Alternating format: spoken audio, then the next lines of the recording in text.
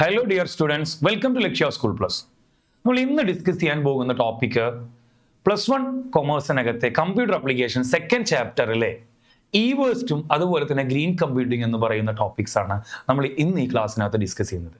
അപ്പോൾ വേസ്റ്റ് എന്ന് പറയുന്നത് എന്തുകൊണ്ടാണ് വേസ്റ്റിനെ എല്ലാവരും പേടിക്കുന്നത്, അല്ലെങ്കിൽ വേസ്റ്റിന് ഇത്ര ഇമ്പോർട്ടൻസ് കൊടുക്കാൻ കാരണം, അപ്പോൾ എന്താണ് വേസ്റ്റ്, എന്താണ് ഗ്രീൻ കമ്പ്യൂട്ടിംഗ്, അപ്പോൾ ഇതൊക്കെ നിർബന്ധമായിട്ടും നമ്മുടെ ക്വസ്റ്റ്യൻ പേപ്പറിൽ കാണുന്ന ക്വസ്റ്റ്യൻ ആണ്. എന്താണ് ഈ വേസ്റ്റ് എന്താണെന്നും ഗ്രീൻ കമ്പ്യൂട്ടിംഗ് എന്താണെന്നും. അപ്പോൾ നമുക്ക് ഡിസ്കസ് ചെയ്യാം എന്താണ് വേസ്റ്റ്. ഫസ്റ്റ് നമ്മൾ ഡിസ്കസ് ചെയ്യുന്നത് വേസ്റ്റ് എന്താണെന്നാണ്. വേസ്റ്റ് എന്ന് പറയുന്നത് ഇലക്ട്രോണിക് വേസ്റ്റ് ആണ്. ഇലക്ട്രോണിക് അല്ലേ, ഇലക്ട്രോണിക് പ്രൊഡക്ട്സ് അല്ലേ. വേസ്റ്റ് എന്ന് പറയുന്നത് റെഫേഴ്സ് ടു ഇലക്ട്രോണിക് പ്രൊഡക്ട്സ്. എങ്ങനത്തെ ഇലക്ട്രോണിക് പ്രൊഡക്ട്സ് ആണ്? Near to ending their useful life. അവരുടെ യൂസ്ഫുൾ ലൈഫ് എൻഡ് ആവാനായ, അല്ലെങ്കിൽ ഉപയോഗശൂന്യമായ, അല്ലെങ്കിൽ ഉപയോഗശൂന്യമാവാറായ ഇത്തരത്തിലുള്ള ഡിവൈസുകളെ, ഇലക്ട്രോണിക് പ്രൊഡക്ട്സുകളെയൊക്കെ നമുക്ക് എന്ത് വിളിക്കാം? വേസ്റ്റ് എന്ന് വിളിക്കാം അല്ലേ. യൂസ്ഫുൾ ലൈഫ് എൻഡ് ആവാറായിട്ടുള്ള, nearing the end of their useful life. നമ്മുടെ വീട്ടിലൊക്കെ ഒരുപാട് വേസ്റ്റ് ഉണ്ടാവും. ഉപയോഗിക്കാതിരിക്കുന്ന, അല്ലെങ്കിൽ ഉപയോഗശൂന്യമായിരിക്കുന്ന, ഉപയോഗിക്കാതെ മാറ്റിവെച്ചിരിക്കുന്ന എല്ലാം എന്താണ്? എല്ലാ ഇലക്ട്രോണിക് പ്രൊഡക്റ്റുകളും എന്ത് തന്നെയാണ്?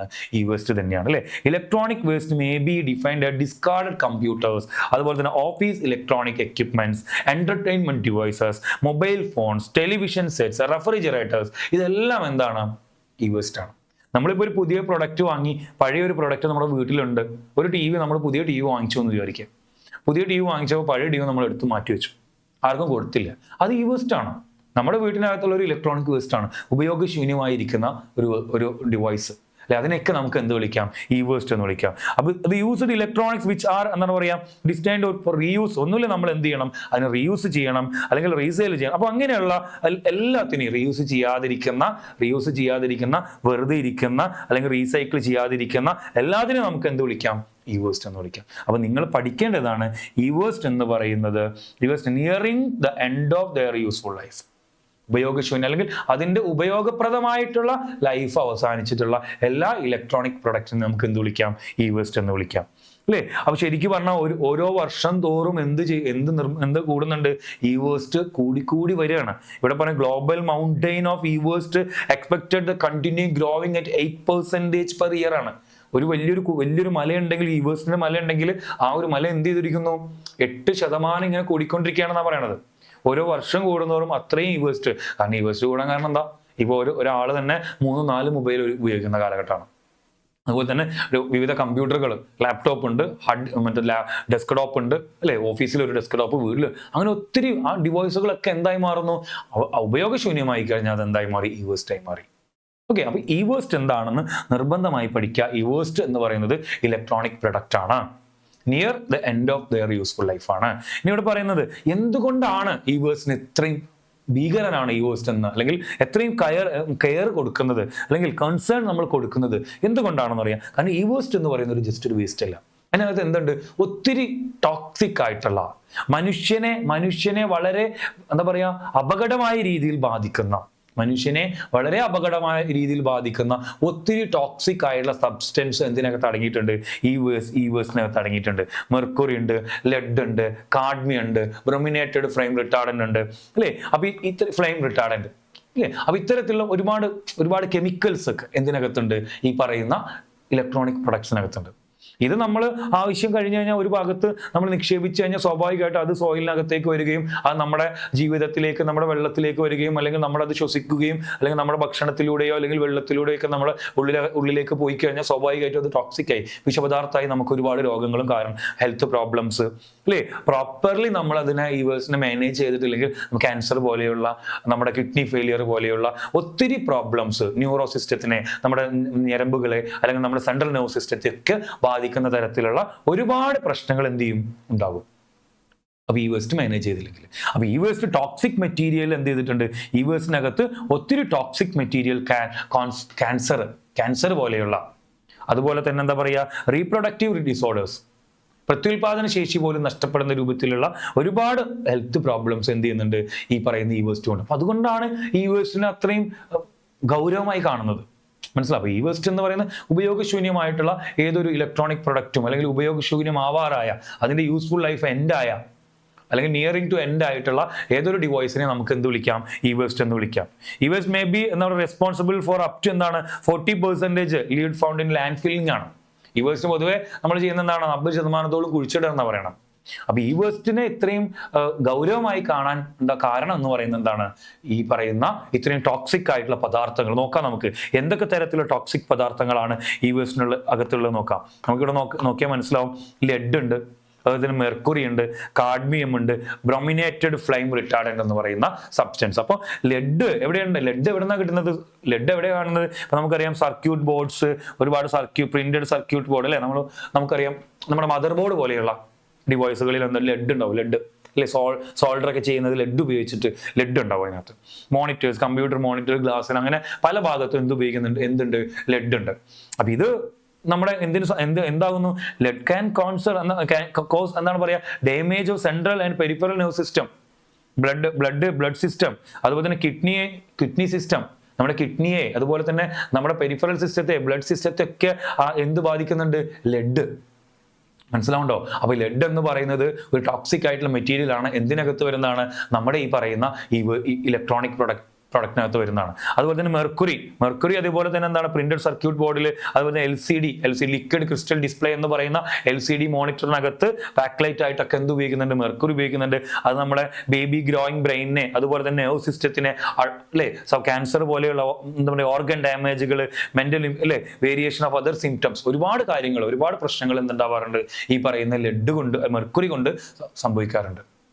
മെന്റൽ പ്രോബ്ലംസ് ഉണ്ടാവാറുണ്ട്. അപ്പൊ ഇത് പറയുന്ന മനുഷ്യനെ എന്ത് ചെയ്യുന്നു? മനുഷ്യനെ മറ്റു രീതിയിൽ മനുഷ്യനെ എന്ത് ചെയ്യുന്നു? ബാധിക്കാം. മനുഷ്യന്റെ ആരോഗ്യത്തെ, ഹെൽത്തിനെ ബാധിക്കുന്ന അല്ലെങ്കിൽ വലിയ രോഗങ്ങൾ ഉണ്ടാക്കി തരുന്ന ഒരുപാട് വിഷപദാർത്ഥങ്ങൾ എന്തിനകത്തുണ്ട്? ഈ പറയുന്ന ഈ വേഴ്സിനകത്തുണ്ട്. ഇവിടെ പറയുന്നത് BFR, കാഡ്മിയം ഉണ്ട്, chip resistor, found in chip resistor, സെമി കണ്ടക്ടേഴ്സിലൊക്കെയാണ് കാഡ്മിയം ഉണ്ടാവുക. കാഡ്മിയം അതുപോലെ തന്നെ വേരിയസ് ടൈപ്പ് ഓഫ് ക്യാൻസറിന് എന്ത് ചെയ്യുന്നുണ്ട്? കാരണമാകുന്നുണ്ട് അല്ലെ. ഹാം ഇൻ ദി കിഡ്നി എന്ത് ചെയ്യുന്നുണ്ട്? ബാധിക്കുന്നു. അപ്പൊ ഇത്രയും കാര്യങ്ങൾ നിങ്ങൾ മുന്നിൽ പറയുന്നത് ഇതിന് അത്രയും ഇമ്പോർട്ടൻസ് ഉണ്ട്. ഈ ഒരു ടോപ്പിക്കിന് ഈ എന്താ പറയുക, ഈ വേഴ്സിന് അത്രയും ഇമ്പോർട്ടൻസ്. അപ്പോൾ ഈ വേഴ്സിനകത്ത് ഒത്തിരി ടോക്സിക് പദാർത്ഥങ്ങൾ ഉള്ളത് കൊണ്ടാണ് ലോകമെമ്പാടും ഈ വേഴ്സിനെ ഇത്രയും ഭീകരമായി കാണുന്നത്. അതിനെ കൃത്യമായ രീതിയിൽ എന്ത് ചെയ്യണം? നമ്മൾ ഡിസ്പോസ് ചെയ്തിട്ടില്ലെങ്കിൽ എന്ത് സംഭവിക്കും? ഒരുപാട് പ്രശ്നങ്ങൾ, മനുഷ്യനെ ബാധിക്കുന്ന ഒത്തിരി കാര്യങ്ങൾ. അപ്പൊ അതിന് കൃത്യമായിട്ട് അപ്പോൾ ഇതുപോലെ തന്നെ BFR ഉണ്ട്, ഒരുപാട് കെമിക്കൽസിനെയാണ് BFR പറയുക. അപ്പോൾ found in printed circuit boards and some പ്ലാസ്റ്റിക്സിലൊക്കെ എന്തുണ്ടാവുന്നു? ദിസ് ടോക്സിൻ മേ എന്താണ് increase the risk of cancer. അപ്പൊ ഇത്രയും പദാർത്ഥങ്ങൾ എവിടെയുണ്ട്? ഇത്രയും സബ്സ്റ്റൻസ്, കെമിക്കൽസ് എവിടെയുണ്ട്? ഈ പറയുന്ന ഇലക്ട്രോണിക് വേസ്റ്റിനകത്തുണ്ട്. അതുകൊണ്ടാണ് ഇലക്ട്രോണിക് വേസ്റ്റിനെ വളരെയധികം നമ്മൾ ശ്രദ്ധ കൊടുക്കുന്നത്. അപ്പോൾ ഇലക്ട്രോണിക് വേസ്റ്റ് എന്ന് പറയുന്നത് അതിന്റെ യൂസ്ഫുൾ ലൈഫ് എൻഡ് ആവാറായിട്ടുള്ള എല്ലാ ഡിവൈസുകളെയും, ഇലക്ട്രോണിക് പ്രൊഡക്റ്റുകളെയും നമുക്ക് എന്ത് വിളിക്കാം? ഇ വേസ്റ്റ് എന്ന് വിളിക്കാം. ഇനി എങ്ങനെയാണ് ഇ വേസ്റ്റ് ഇത് ചോദിക്കുന്ന ഒരു അനദർ ക്വസ്റ്റ്യൻ ആണ് E waste disposal methods. 4 disposal methods ആണുള്ളത്. ഒന്ന് റീയൂസ്, ഒന്ന് ഇൻസിനറേഷൻ, അതുപോലെ തന്നെ റീസൈക്കിൾ ഓഫ് ഇ വേസ്റ്റ്, അതുപോലെ തന്നെ ലാൻഡ് ഫില്ലിംഗ്. നമുക്കറിയാം എത്ര എണ്ണം വരുന്നത്? 4 എണ്ണം. 4 ഡിസ്പോസൽ മെത്തേഡ്സ് ആണ്. പഠിച്ചു വെക്കുക.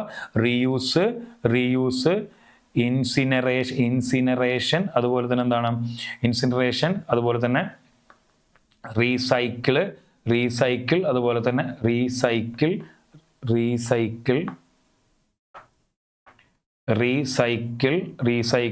അതുപോലെ തന്നെ ലാൻഡ് ഫിൽ. അങ്ങനെ 4 എന്താ ഉള്ളത്? ഈ വേസ്റ്റ് ഡിസ്പോസൽ മെത്തേഡാണ്. അപ്പൊ റീയൂസ് എന്ന് പറയുന്നത് സെക്കൻഡ് ഹാൻഡ് യൂസിനെയാണ് എന്ത് പറയുന്നത്? റീയൂസ് അല്ലെ. Using after the equipment has been upgraded or modified. നമ്മൾ എന്ത് ചെയ്യുക? സെക്കൻഡ് ഹാൻഡ് യൂസ് ആണ് ഒരു ഡിവൈസിനെ സെക്കൻഡ് ഹാൻഡ് വീണ്ടും ഉപയോഗിക്കാം. അതിന് എന്താ പറയുക? റിപ്പയർ ചെയ്ത് ഉപയോഗിക്കാം. അതിനൊക്കെ നമുക്ക് എന്ത് പറയാം? ഈ വേസ്റ്റ് എന്താ പറയുക? ഈ ഡിസ്പോസൽ മെത്തേഡിൽ ഒന്ന് നമ്മളൊരു ഡിവൈസ് കേടായി കഴിഞ്ഞാൽ അതിനെ പോയി മാറ്റാതെ നമ്മൾ എന്ത് ചെയ്യുക? അതിനെ വീണ്ടും ഉപയോഗിക്കാൻ പറ്റുന്ന രൂപത്തിൽ this method reduce the volume of ഈ വേസ്റ്റ് അല്ലേ.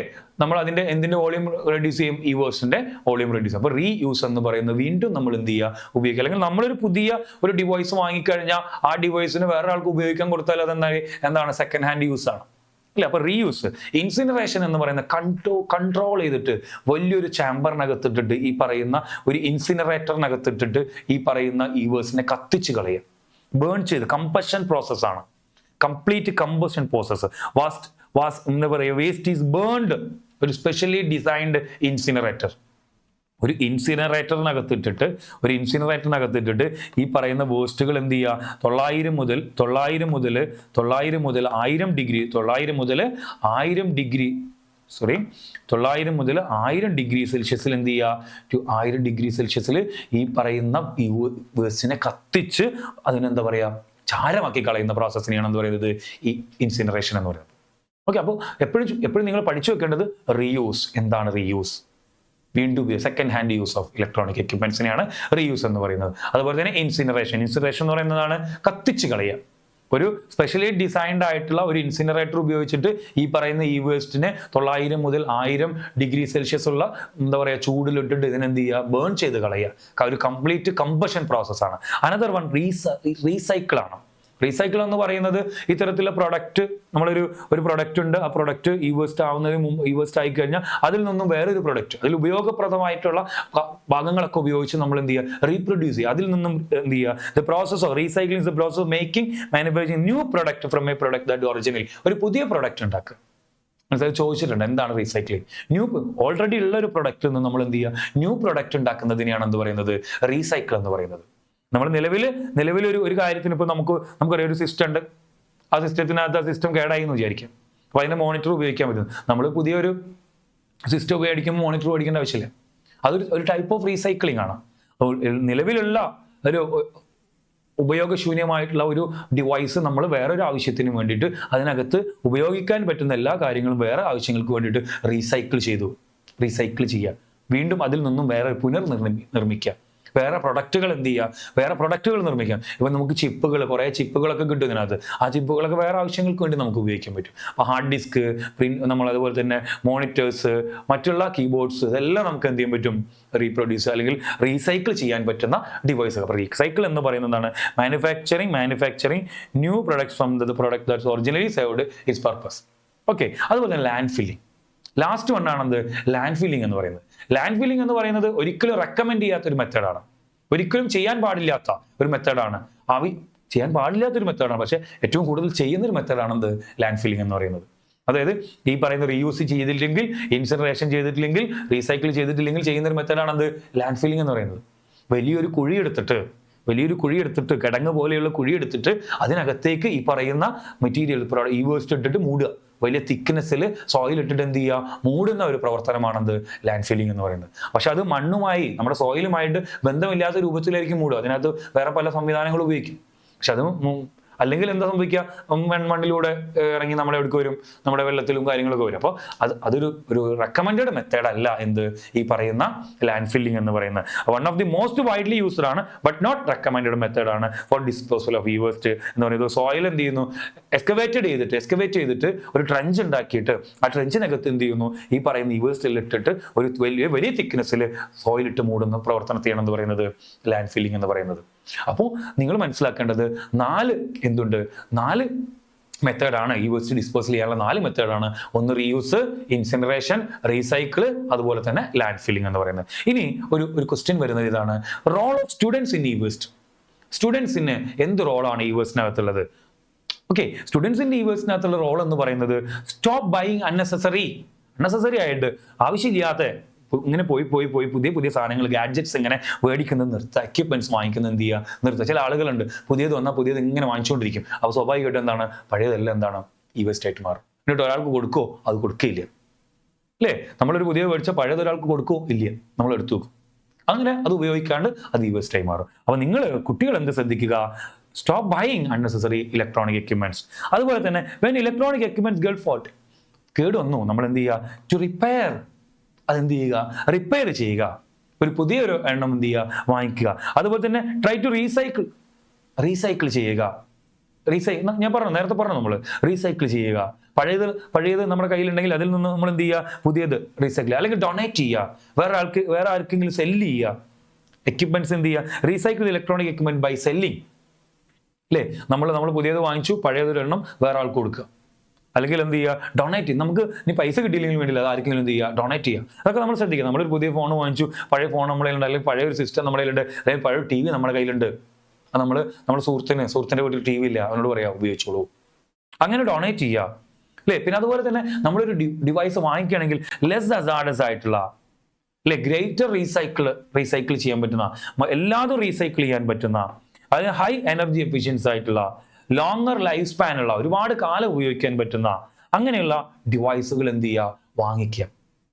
അല്ലേ? മനസ്സിൽ പ്രൊഡ്യൂസ് ലെസ് വേസ്റ്റ് പ്രൊഡ്യൂസ് ചെയ്യുന്ന ഡിവൈസുകളൊക്കെ എന്ത് ചെയ്യുക, വാങ്ങിക്കുക. അതുപോലെ തന്നെ ബാറ്ററി ഓപ്പറേറ്റ്, നമ്മൾ വാങ്ങിക്കുന്ന ഡിവൈസ് എന്താണ്, ബാറ്ററി ഓപ്പറേറ്റഡ് ആണെങ്കിൽ നമ്മൾ എന്ത് ചെയ്യുക, റീചാർജബിൾ ബാറ്ററി ഉള്ള, അത് നമുക്ക് എപ്പോഴും വീണ്ടും വീണ്ടും റീചാർജ് ചെയ്ത് ഉപയോഗിക്കാൻ പറ്റുന്ന രൂപത്തിൽ ബാറ്ററി ഉള്ള ഡിവൈസുകൾ എന്ത് ചെയ്യുക, വാങ്ങിക്കുക. അല്ലെ? ഗുഡ് വാറണ്ടി ഉള്ള, നല്ല കേട് വന്നാൽ തിരിച്ചെടുക്കുന്ന, അല്ലെങ്കിൽ കേട് വന്നാൽ മാറ്റി തരുന്ന വാറണ്ടി ഉള്ള ഡിവൈസുകൾ എന്ത് ചെയ്യുക, വാങ്ങിക്കുക. അതൊക്കെ കുട്ടികൾ ശ്രദ്ധിക്കുക. അപ്പൊ ഇതിലൊരു 4-5 പോയിന്റ് നിങ്ങൾ പഠിച്ചു വെക്കുക.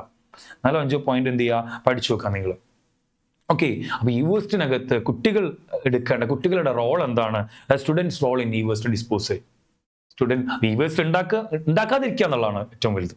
നമ്മൾ എന്ത് ചെയ്യാതിരിക്കുക, ഇവേസ്റ്റ് വളരെ കുറച്ച് ഉണ്ടാക്കുക. നമ്മൾ ഇവേസ്റ്റ് ഇല്ലാതിരിക്കുന്നതാണ് ലോകത്തിനും നമുക്കൊക്കെ നല്ലത്. അപ്പൊ അത് നമ്മൾ ചെയ്യുക. അപ്പൊ ഇത്രയാണ് ഈ വേസ്റ്റ്. അപ്പൊ ഈ വേസ്റ്റ് എന്ന് പറയുന്നത് ഇലക്ട്രോണിക് വേസ്റ്റ് ആണ്. ഇലക്ട്രോണിക് വേസ്റ്റ് അല്ലെങ്കിൽ near to useful life ND എന്നതിനെയാണ് എന്ത് പറയുന്നത്, NDR ആയിട്ടുള്ള ഡിവൈസുകളെ, പ്രൊഡക്റ്റുകളെയൊക്കെ നമുക്ക് എന്ത് വിളിക്കാം, ഈ വേസ്റ്റ് വിളിക്കാം. ഈ വേസ്റ്റ് ഡിസ്പോസൽ മെത്തേഡ്സ് ഏതൊക്കെയാണ്, reuse, recycle, incineration, land fill, പിന്നെ സ്റ്റുഡൻസിന്റെ റോള്. നെക്സ്റ്റ് പറഞ്ഞാൽ ഗ്രീൻ കമ്പ്യൂട്ടിംഗ്. അടുത്ത ടോപ്പിക്ക് നമ്മൾ ഡിസ്കസ് ചെയ്യുന്നത് ഗ്രീൻ കമ്പ്യൂട്ടിംഗ് ആണ്. എന്താണ് ഗ്രീൻ കമ്പ്യൂട്ടിംഗ്? അപ്പൊ ഗ്രീൻ എന്ന് കേട്ടാൽ തന്നെ നമുക്ക് മനസ്സിലാവും എന്താണ് ഗ്രീൻ കമ്പ്യൂട്ടിംഗ്. ഗ്രീൻ എന്ന് കേട്ടാൽ തന്നെ നമുക്ക് പച്ച, അല്ലെ? പച്ച എന്ന് പറയുന്നത് പ്രകൃതിയാണ്. അപ്പൊ പ്രകൃതിയെ ബാധിക്കാതെ, അപ്പൊ ഗ്രീൻ കമ്പ്യൂട്ടിംഗ് എന്ന് പറയുന്നത് സ്റ്റഡി ഓർ പ്രാക്ടീസ് ആണ്. Study and practice. ഇത് study and practice sustainable computing or IT ആണ്. ഈ IT പറഞ്ഞതാണ് ഇൻഫർമേഷൻ ടെക്നോളജി. IT പറഞ്ഞതാണ് information technology. Sustainable computing and IT. Sustainable computing ആണ്, സ്റ്റഡി ആൻഡ് പ്രാക്ടീസ് ആണ്. ഇതൊരു പഠനമാണ്, ഇതൊരു പ്രവർത്തനമാണ്, ഒരു പ്രാക്ടീസ് ആണ്, അല്ലേ? അപ്പൊ എന്താണ്, എൻവയോൺമെന്റൽ റെസ്പോൺസിബിൾ കമ്പ്യൂട്ടിംഗ് ആണ്. പ്രകൃതിയെ ഹാനിക്കാത്ത രൂപത്തിൽ, പ്രകൃതിയെ വല്ലാതെ ഉപദ്രവിക്കാത്ത രൂപത്തിലുള്ള, പ്രകൃതിയിൽ വേസ്റ്റ് ഇല്ലാതെ, പ്രകൃതിയുടെ എന്താ പറയാ മോശമാകുന്ന രീതിയിലുള്ള അസാഡസ് മെറ്റീരിയൽസ് കുറച്ച്. അപ്പോൾ എന്താ പറയാ, എൻവയോൺമെന്റൽ റെസ്പോൺസിബിൾ ഓർ എന്താണ്, എക്കോ ഫ്രണ്ട്ലി യൂസ് ഓഫ് കമ്പ്യൂട്ടേഴ്സിനെയാണ് എന്ത് പറയുന്നത്, eco friendly use of computers is known as green computing. അപ്പോൾ നിങ്ങൾ ഇത് പഠിച്ചു വെക്കുക. എന്താണ് ഇത്? എൻവയോൺമെന്റൽ responsible and eco friendly use of എന്താണ്, computer and their resources is known as green computing. It is a study or practice, eco-friendly computing ആണ്. ഓക്കെ. അപ്പോൾ ഒരു പ്രകൃതിയെ വല്ലാത്ത തരത്തിൽ ബാധിക്കാതെ നമ്മൾ കമ്പ്യൂട്ടറും കമ്പ്യൂട്ടർ ഡിവൈസുകളും ഉപയോഗിക്കുന്നതിനെയാണ് എന്ത് വിളിക്കുന്നത്, അല്ലെങ്കിൽ അതിനെ ഉപയോഗിക്കുന്നതിനെയാണ് എന്ത് വിളിക്കുന്നത്, ഗ്രീൻ കമ്പ്യൂട്ടിംഗ് എന്ന് പറയുന്നത്. അപ്പോൾ ഗ്രീൻ കമ്പ്യൂട്ടിങ്ങിനകത്ത് ഉൾപ്പെടുന്ന കാര്യങ്ങളാണെന്ത്, അത് ഗ്രീൻ ഡിസൈനിങ് മുതലേ തുടങ്ങുന്നുണ്ട്. ഒരു ഗ്രീൻ കമ്പ്യൂട്ടിംഗ് എങ്ങനെ നടപ്പിലാക്കുന്നു വെച്ച് കഴിഞ്ഞാൽ നമ്മൾ അത്തരത്തിലുള്ള ഡിവൈസുകൾ ഡിസൈൻ ചെയ്യുക, മാനുഫാക്ചർ ചെയ്യുക, അതിന് ഗ്രീൻ യൂസ് ഉണ്ട്, ഗ്രീൻ ഡിസൈനിങ് ഉണ്ട്, ഗ്രീൻ ഡിസ്പോസൽ ഉണ്ട്, ഗ്രീൻ മാനുഫാക്ചറിങ് ഉണ്ട്. അപ്പൊ ആദ്യം തുടങ്ങുമ്പോൾ തന്നെ ഡിസൈൻ ചെയ്യുന്നത് തന്നെ ഒരു ഗ്രീൻ ആയിട്ടുള്ള ഒരു ഡിവൈസ് നമ്മൾ എന്ത് ചെയ്യും, ഡിസൈൻ ചെയ്തു. അതുപോലെ തന്നെ മാനുഫാക്ചർ ചെയ്യുക, ഗ്രീൻ ആയിട്ട് മാനുഫാക്ചർ ചെയ്യുക, അത്തരം ഒരുപാട് വേസ്റ്റുകളൊന്നും വരാത്ത തരത്തിൽ നമ്മൾ അതിനെ മാനുഫാക്ചർ ചെയ്യാം. അതുപോലെ തന്നെ ഗ്രീൻ യൂസ് ആണ്, ആവശ്യമുള്ളപ്പോൾ ഉപയോഗിക്കാം, ആവശ്യമില്ലാത്ത വിട്ടുവെക്കുക.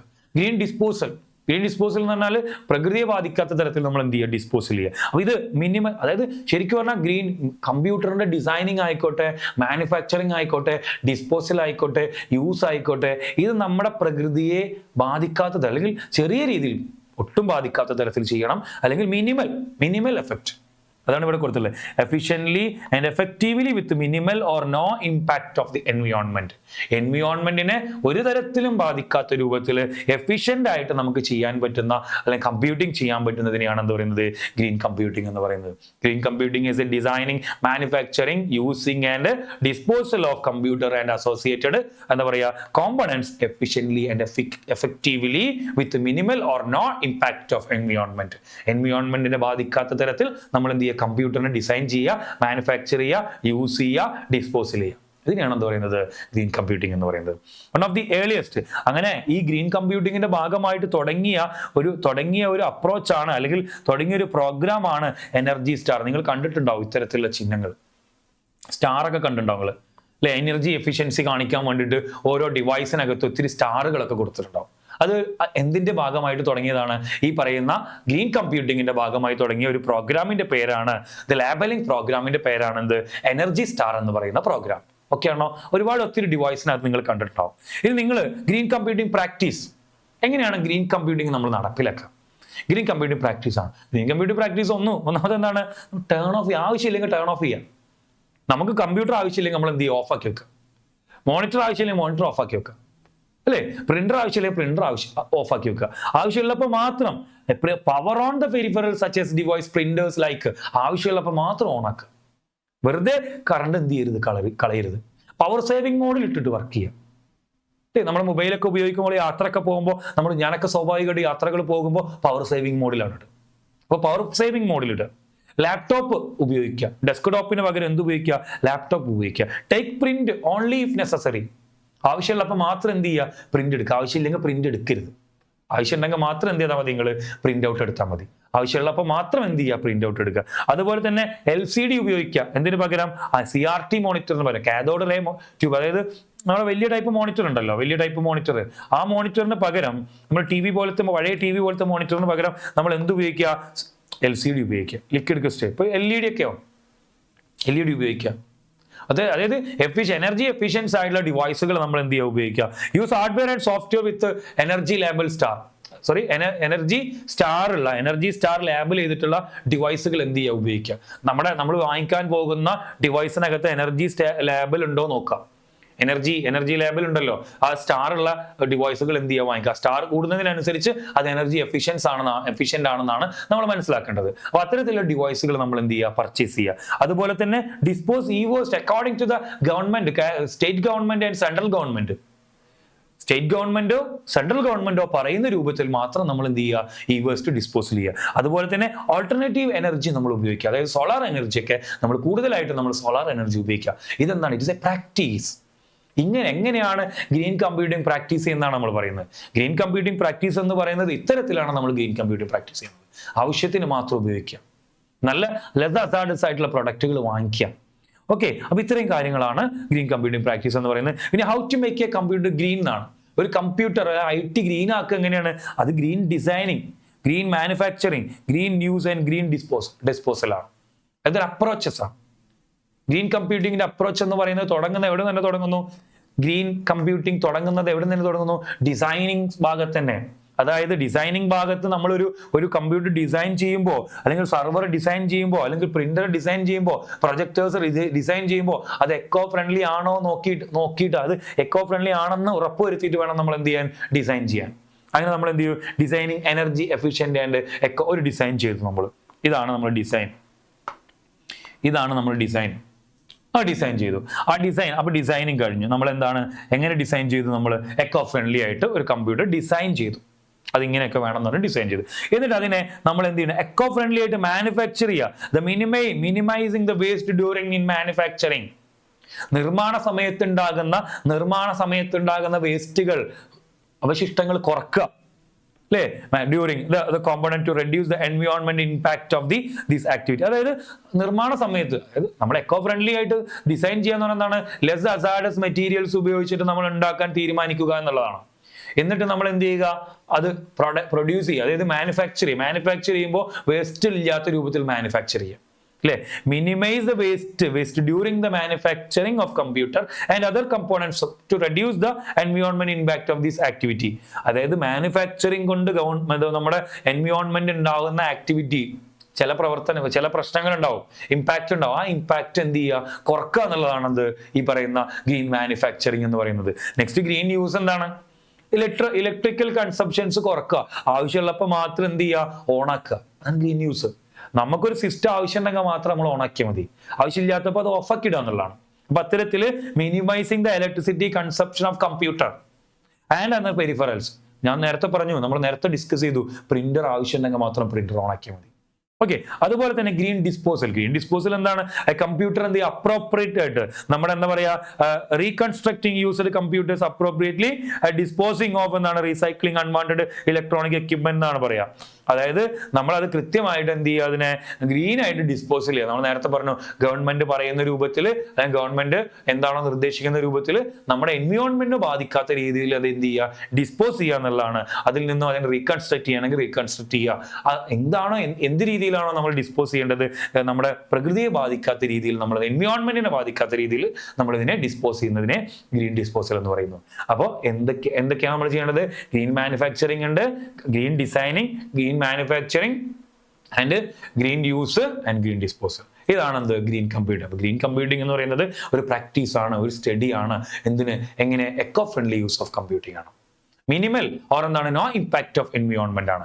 എൻവയോൺമെന്റിനെ ഒരു തരത്തിലും ബാധിക്കാത്ത തരത്തിൽ എന്ത് ചെയ്യുക, ഉപയോഗിക്കുക, കമ്പ്യൂട്ടർ ഉപയോഗിക്കുകയും കമ്പ്യൂട്ടർ നിർമ്മിക്കുകയും അല്ലെങ്കിൽ കമ്പ്യൂട്ടറോ പെരിഫറൽസോ ഉണ്ടാക്കുകയും നിർമ്മിക്കുകയും അല്ലെങ്കിൽ അതിനെ ഡിസ്പോസ് ചെയ്യുന്നതിനെയാണ് എന്ത് പറയുന്നത്, ഈ ഗ്രീൻ കമ്പ്യൂട്ടിംഗ് എന്ന് പറയുന്നത്. അപ്പോൾ രണ്ട് ടോപ്പിക്കാണെന്ന് നമ്മൾ ഡിസ്കസ് ചെയ്ത്, രണ്ട് ഈക്വലി ഇമ്പോർട്ടന്റ് ആയിട്ടുള്ള ടോപ്പിക്കാണ് ഗ്രീൻ കമ്പ്യൂട്ടിംഗ് ആൻഡ് യൂസ്ഡ്. നന്നായി പഠിക്കുക. ഇനി വേറൊരു വീഡിയോയിൽ നമുക്ക് കാണാം. Okay, thank you.